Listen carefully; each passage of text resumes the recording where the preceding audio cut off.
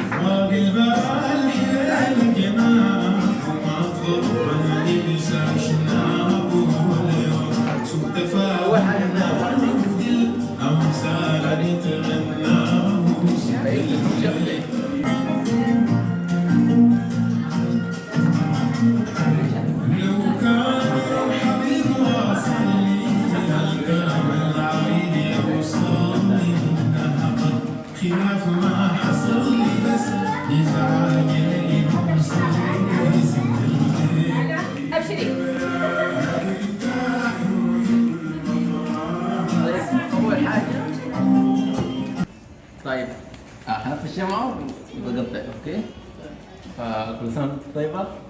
دي سنتين مشت، السنة الجاية تطور حيكون أكثر من السنتين اللي فاتت إن شاء الله. إن شاء الله. قدام كم سنة كثير كثير إن شاء الله. بإذن الله. اسمعي معي عليك. إن شاء الله. اوكي. إن طيب شاء اطفي. الله. المفاجأة يعني كانت متوقعة. انا ما قلت لك انت رتبتها حتطلع سمحة. طيب اطفي.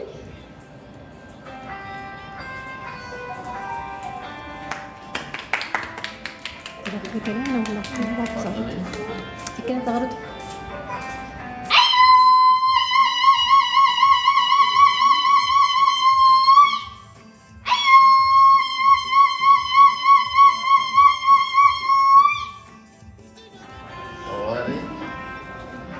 انا طبعا الان داير اوصفك لكن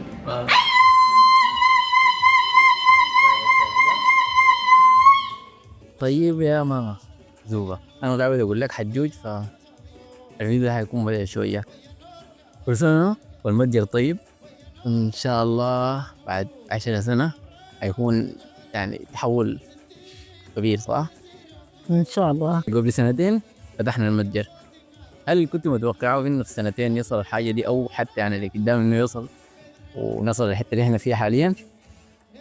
والله أنا بديت يعني وعندي طموح، والحمد لله ربنا وفقني وقدرت وصلت للحاجة اللي أنا عايزاها، وإن شاء الله أصل لأكتر وأكبر كمان.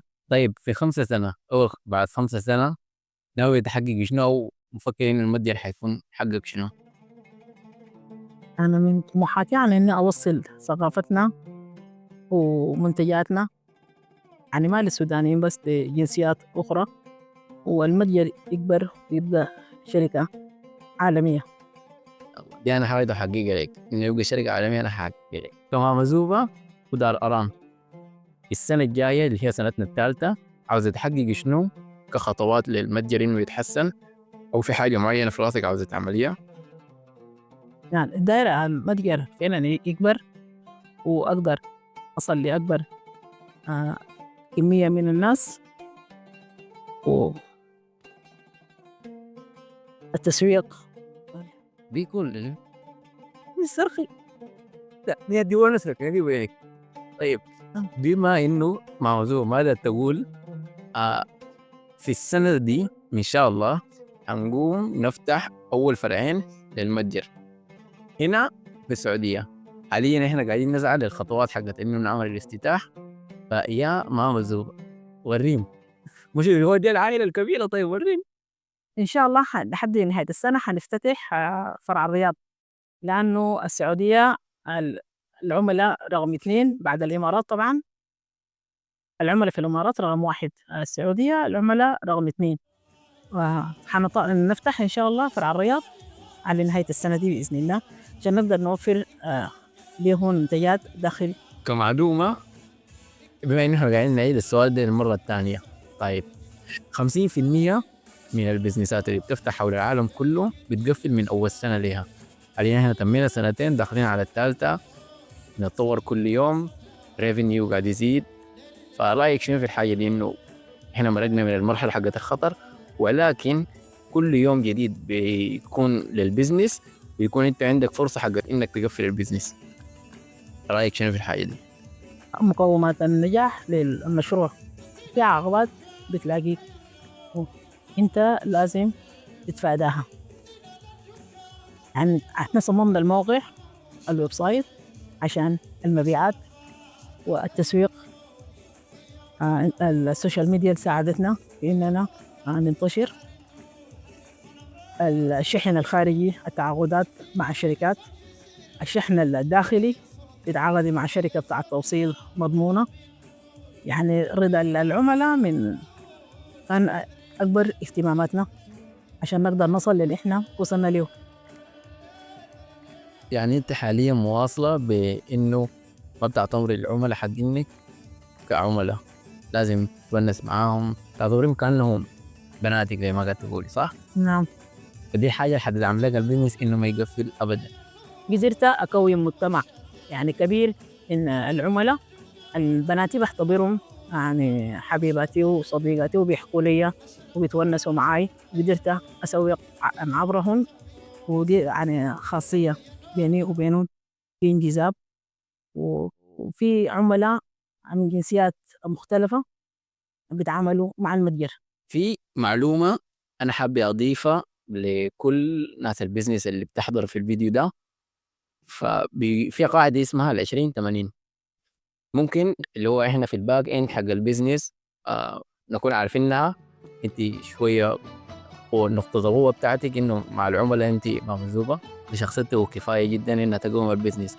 ولكن 20% من المنتجات حقت المتجر هي اللي بتكون لنا 80% من الدخل المالي حق المتجر. فلازم تركزوا على 20% من المنتجات اللي هو دي بتكون المنتج الرابح بالنسبة لكم. ركزوا على الحاجة دي، قروشكم بتزيد بطريقة خيالية. بالنسبة لماما زوبة والمتجر ما تقعد هنا. بالنسبة لماما زوبة والمتجر كانت ريحة العروس، فليه انت تخصصتي في ريحة العروس بالذات؟ هل كان بالنسبة لعائد مالي ولا لحاجة تانية؟ أنا لما بديت البراند اوكي. يعني ما عشان العائد المالي، يعني دي هواية وأنا بحب صناعة العطور، ودي اتعلمتها من الوالدة الله يديها العافية، وهي أصلا متخصصة في السودان في ريحة العروسات. ابو مريم. الحجة مريم. اوكي.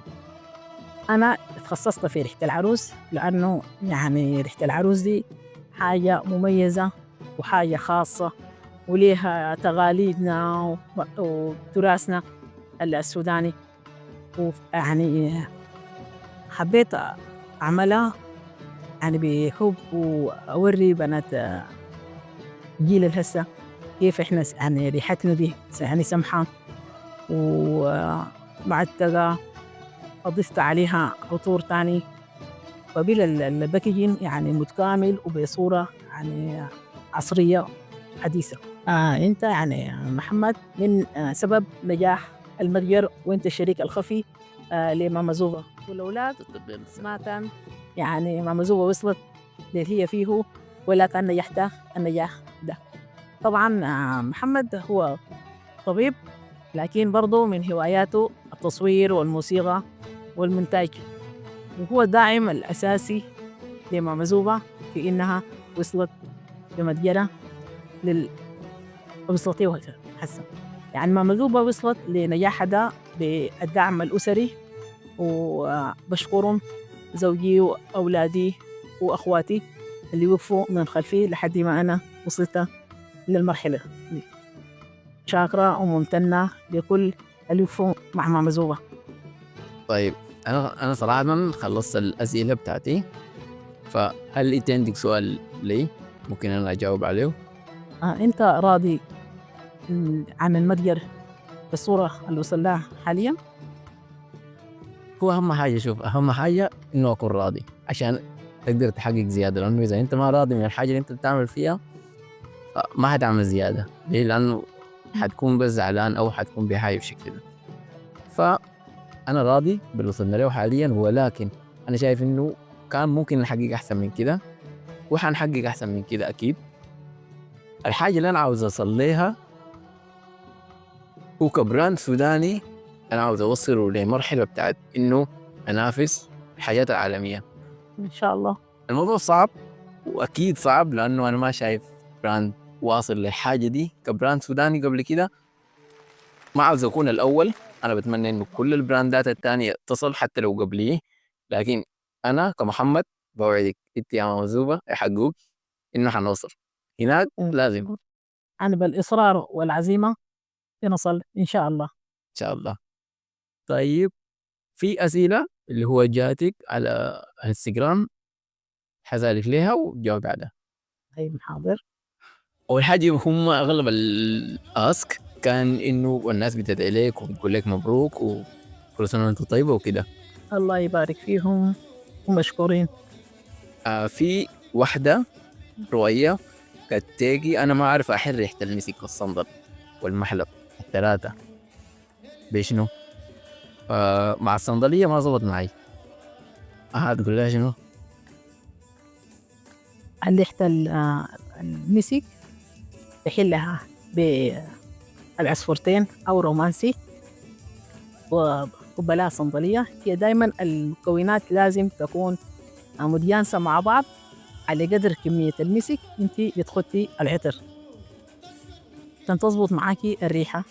المكونات لازم تكون متجانسة مع بعض. أنا شرحت الحاجة دي في فيديوهات في الصفحة. هل هنا عملنا فيديو بتاع خمرة المسك؟ لا.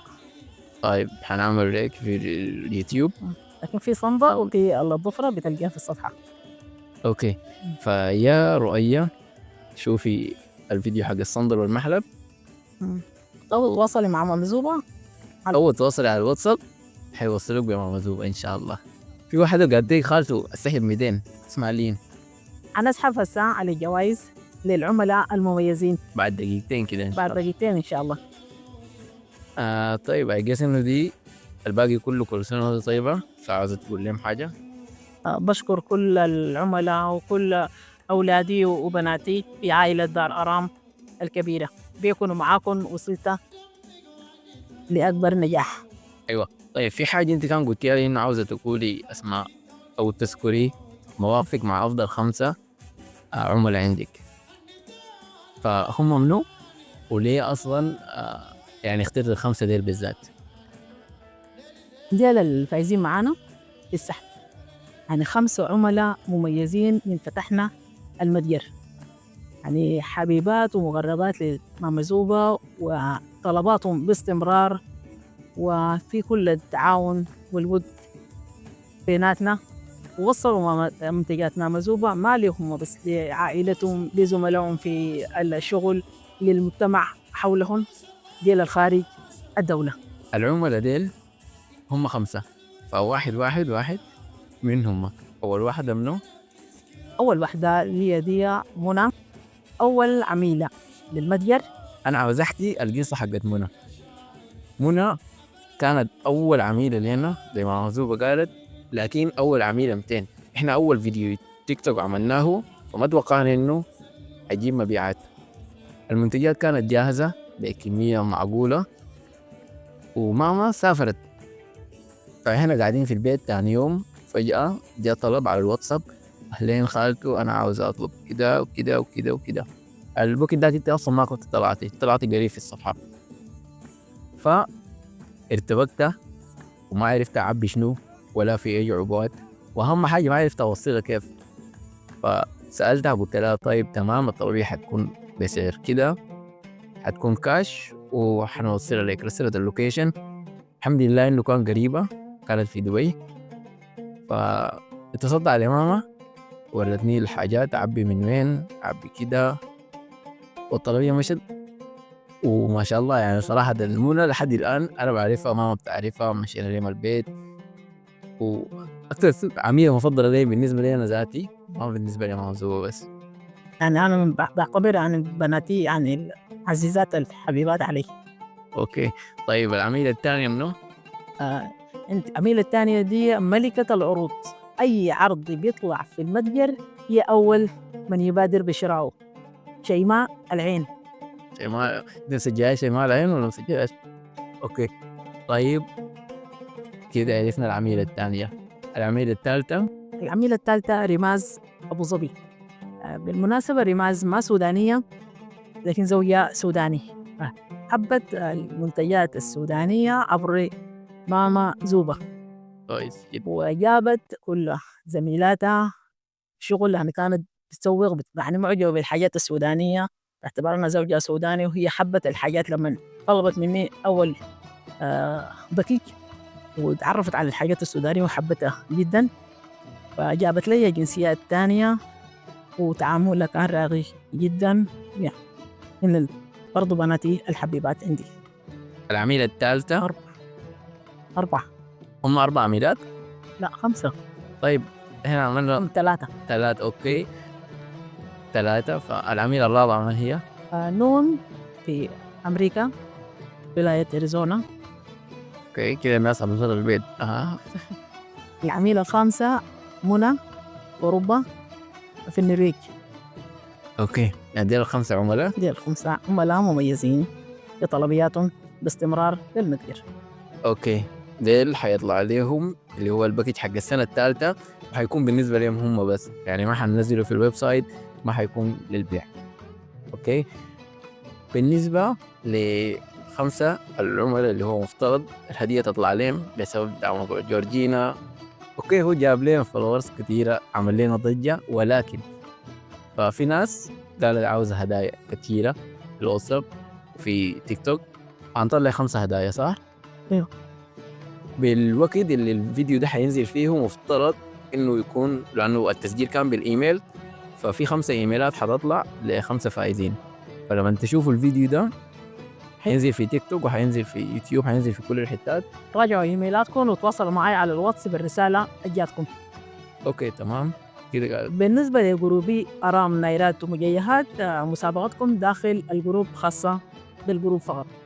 ما كل الناس قاعدة في الجروب يعني دي خاصة بناس جروبي. اوكي طيب تمام. طيب في حاجة عاوز تضيفيها برا من اللي انا معده، برا من اي شيء؟ شكرا لكل عائلة دار أرام الكبيرة ومشاركتكم معنا الفرحة ونجاحنا واحتفالنا بالمتجر، وإن شاء الله دائما مستمرين مع بعض. بالنسبة لبنادق اللي هو في أبو ظبي، انت كان قلت لي انه عاوزين تعملوا زي جاذرينج، انه تتلموا كلكم وتتلاقوا لانهم دارين يتعرفوا عليك. فان شاء الله حرتب للحاجة دي في شهر 9 اللي هو الشهر ده، واكيد هتكون متواصل معاهم بالواتساب، هنعمل لكم جروب، هنلاقيكم، حيكون في محل سوداني تاني. ملتقى عملاء أبو ظبي هم عايزين يتعرفوا على إمام زوبة، فحنختار الوقت في لجنة هتمسك البرنامج. اوكي طيب تمام. إهداء لكل بناتي صحبات التعليقات الإيجابية عن ماما زوبة بتحب زرع الفرح والسعادة. عندكم برضو جوائز من ماما زوبة. احنا قاعدين نوري لماما زوبة اكبر كم من التعليقات، وهي بعد مرات برضو تخش من التليفون كل ما تلقى وقت فاضي تقرأ، فقالت عاوزة تعمل هدايا برضو لكل التعليقات السمحة. فكل تعليق حتلقاه اللي هو بيلفت نظرها هي حتعلق عليه وهي بنفسها، وحيكون عندهم هدايا. وشكرا لأنه هي بتحاول إنها تسعد الناس حتى لو في الفيديوهات بالهزار أو بكده، فبس بكل الحاجات. ماما زوبة بتحب الإيجابية وزرع الفرح. دي حاجة أكيدة. أكيد. مع السلامة. يلا.